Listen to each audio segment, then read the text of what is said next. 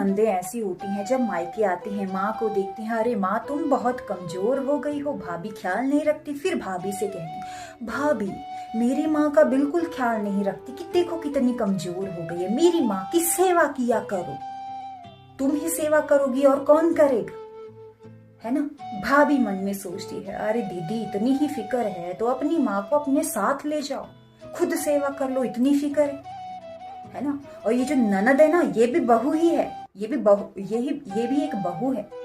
इसके ससुराल जाकर देखोगे खुद की सास की सेवा नहीं करती होगी, सास से रोज झगड़ा करती होगी ऐसी, है ना। लेकिन अपनी माँ की बहुत चिंता है, फिक्र है ना।